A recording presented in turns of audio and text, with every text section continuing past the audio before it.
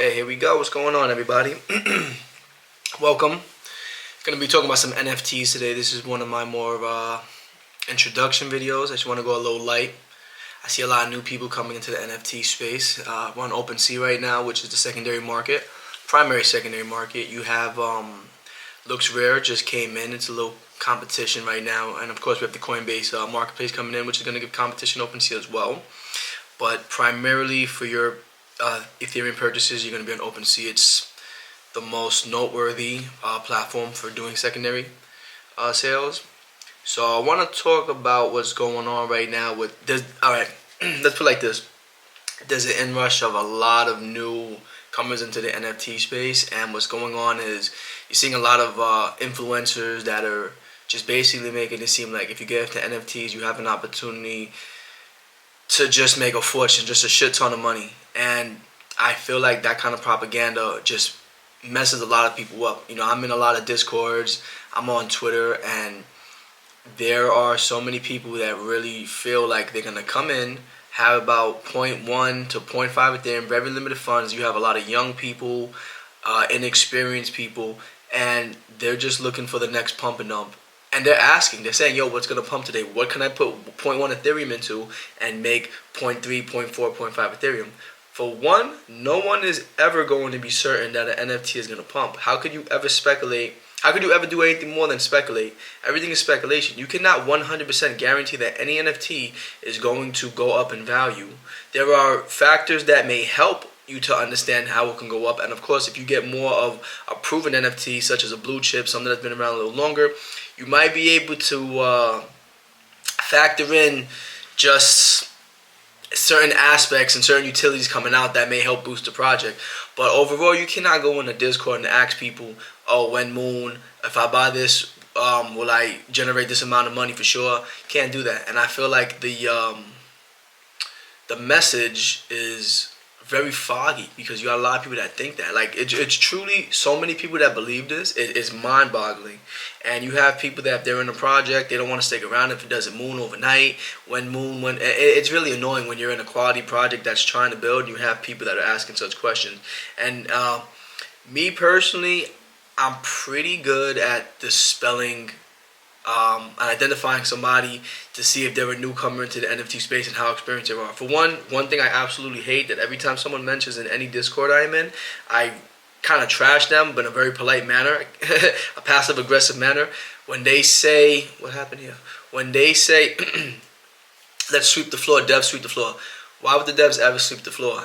Everything in the NFT space, for a project to prosper, for the long term, of course, not the short term, because short term, we already know you could just have some big influencer purchase like 20 of this NFT, it's trending on Icy Tools, it's blowing up all over Twitter, it's blowing up in Alpha Discords, boom, it's going to pump. It could literally be a line and say whatever the fuck you want. It could be the most elementary piece of art ever.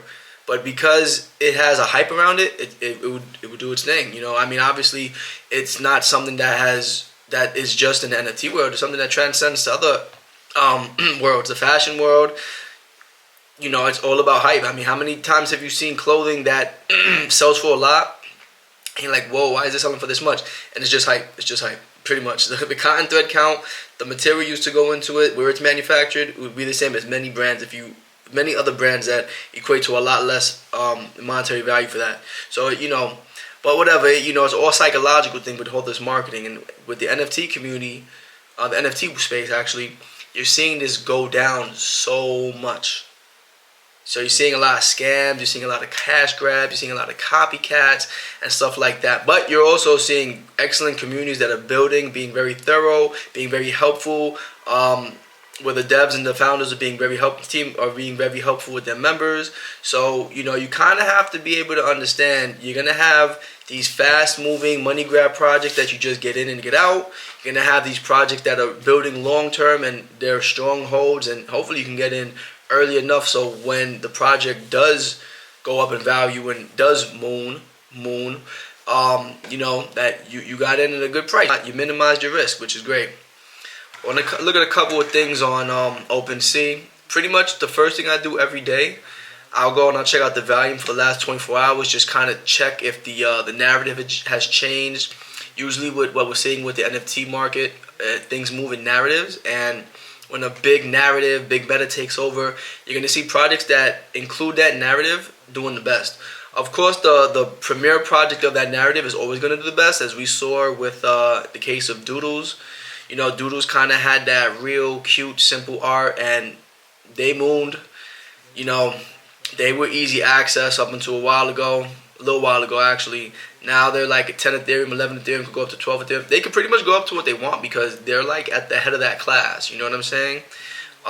Same thing with World of Women, a very strong led female narrative. And World of Women, about 2 weeks ago, I was looking to get one, and I was on one for 2.4 Ethereum, and I didn't pull the trigger. And I regret it so much because it went up to 8 Ethereum. I think it went up a little more actually, but right now it's sitting at 7.89 Ethereum. I would have sold it. I wouldn't have held it. I'm not going to be emotionally attached to any of these projects once they're mooning. I'd only be emotionally attached to a project if I got in very early. I'm talking about early in my NFT career. So at this point, I'm immune to any kind of attachment. I'm attached to my girlfriend, and that's it. You know, I don't have no attachments for these NFTs. If I'm making money, I'm taking profit, and that's just what it is. But you know, that's what you should want to do. Because what's going to happen is right now we're in a bull market and everything is going up. Everything has potential. But when there's a bear market, you're going to get wrecked if you're holding the bag. World of Women right now, let's suppose it goes up to like 10 Ethereum and there's a bear market and Ethereum's pumping and no one's really looking to the NFT space. World of Women could go down to like 5 Ethereum. So you're going to be stuck with the bag. The smart thing to do would be to take the profit, hold that profit down. You know what I'm saying? It's already Ethereum. So if Ethereum goes up, you have Ethereum that just went up in price. But you could look to acquire into some of these big chips, re-enter into these blue chips again when there's a bear market and prices have cooled down and no one's really looking to buy. So I mean, you know, for the case of World of Women, suppose you sold a World of Women right now for, let's just say 8 Ethereum. There was a bear market. You held that 8 Ethereum. You know, you really can't predict anything once again, like I say, but World of Women could go down to like 4 Ethereum, 5 Ethereum. Even if it goes to 6 Ethereum and you re-enter, you damn near made 2 Ethereum, you know what I mean? So you really can't be upset. Very blue chip project that I love is Cool Cats. Look at the floor. I believe before this bear market, let me just double check, I don't want to miss guide, give wrong information. I feel like you could have acquired a Cool Cat for around 6 Ethereum. I was actually trying to do it at that point. I didn't get around to it fast enough. You know, things move just so fast. Activity. I'll go to all time. Oh, I never knew that. Damn. There was a time where they were over 25 Ethereum. See, I didn't even know that. Where is it? You know what? Let me not go to all time. Let me try to maybe go a smaller amount. Last 90 days, here was the lowest point. The average sale was 6.3. I think we got a little lower right here.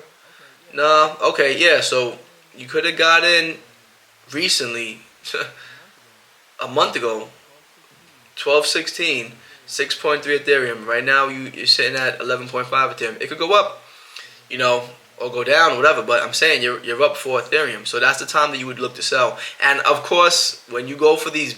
It's for me, I feel like a real strong play is going for a blue chip that is a proven project, and by proven I mean it's lasted with a strong floor and have a strong community built because it's portrayed longevity. I mean, Cool Cats has been around for a while.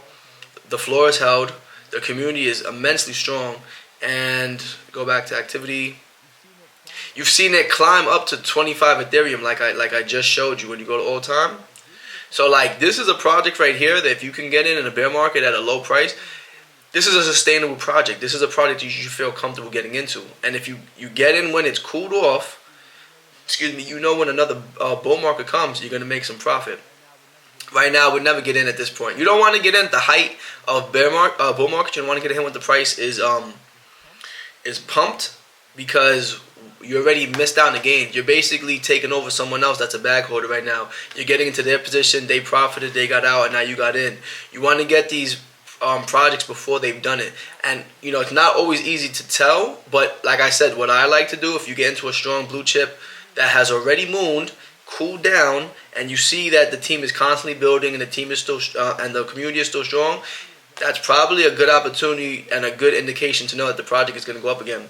Something that a project that was in that category that I saw down, I think it went down to 0.85 Ethereum, and I knew it was gonna go back up, is Subducks. I love Subducks. Right now it's sitting at 2 Ethereum. The excuse me. Let's go to activity. We'll go to all time, so you can see. At the height, it was around 4.5 Ethereum. I guess we'll go to around December 16th. That seems to be when, yeah, 0.95 Ethereum. So you would have made an Ethereum if you would have bought it a month ago. But I love this project. The community's strong. The artist Frankie 9 is a brilliant artist. You know, there's a lot of connections when you have a project that has a strong community and it's a proven blue chip, because in the NFT world, founders talk to other founders, artists talk to other artists, and artists, that's a very like tight-knit community. So it just brings possibility for collaboration and stuff like that. I can't see Subducks just dying out. You know what I mean? There's just too much strength in the community. But if you could have gotten right here when it was cooled down at 0.93, that would have been an excellent come up. Because right now, even if you absolutely hated the project, you didn't like what you've seen, you could get out and make an Ethereum profit. And it's only been a month, like I said. So yeah, that's what I like to personally do. I like to acquire the blue chips that have cooled off, that are down. Everybody's putting liquidity into these overnight successes and these narratives, and that's your opportunity to get into the blue chip, because they always seem to bounce back. Because what happens is people liquidate the blue chips, jump into the narratives, everybody makes the money, then they sell the hot narratives and hot metas. People are left holding the bag eventually on those, and the liquidity returns to these blue chips when the project has cooled off. I mean, think about it like this. Suppose Subducks, was 5 Ethereum. You sold it for 5 Ethereum, and you just chased narratives and other metas with that 5 Ethereum. Whether you did successful or not, let's just say that Subducks went down to 1 Ethereum, and you jump back in. You have the other 4 Ethereum to play with. You could have got 5. You could have sold a Subduck in its height for 5 Ethereum, waited for it to cool down, and got 5 Subducks around 1 Ethereum a piece, and now they all doubled, and you just made 5 more Ethereum if you sold. You know what I mean? So, I mean, there's many strategies. There's no right and there's no wrong strategy. This is a strategy that I like to use with blue chips, and it usually works. I actually have done it with Subducks and made money. I did it with the Bored Ape Kennel Club and made money. I did it with Bears Deluxe and made money. I did it with CyberKong's the VX. Made money. They were what, like 0.95 recently. I knew it was gonna jump up. There's a couple of other blue chips that I want to do the same to. That I'm looking to see if the price can go down a little bit more. So I'm not gonna talk about it. But I know they're gonna pump up again. And you know, that's just kind of how I like to move. You gotta kind of be in a situation where you have higher liquidity to do these kind of moves. But I feel personally, for me, it works for me. 1, and number 2, I feel like my risk is minimized, because these are projects that, when I enter them, I feel like they just can't go any more lower than what they're at, and they have a lot of potential to go up because they've done it before. So, you know, history has a habit of repeating itself, and especially when you have a strong NFT, and that's just what it is. You know, unfortunately, there's many levels to this NFT game. You have a lot of newcomers, you have a lot of novice, intermediate, somewhere in between, and then you have like these huge whales that just have a lot of money and have a lot of insight and get all the up-to-date alpha. There's just so many levels to this NFT space, but you want to be able to formulate your own thesis. You want to be able to understand what kind of dictates price movement, and really understand what kind of projects do you want to be into for the long term, the short term, the midterm, and everything in between. Yeah, I don't want to rattle on too much. Let's just make that be the overall theme of the video. You know, I'll make more videos, and we can kind of get into discussing other topics you may or may not have. I'll take some questions if you want to give at the end of the video, or you want to put in the comment section. Always looking to help people. If you want to follow me on Twitter, I'll put my Twitter link at the end of the video as well. And yeah, that's pretty much it. Thanks guys for listening to me. I hope I helped, and stay tuned for next time, okay?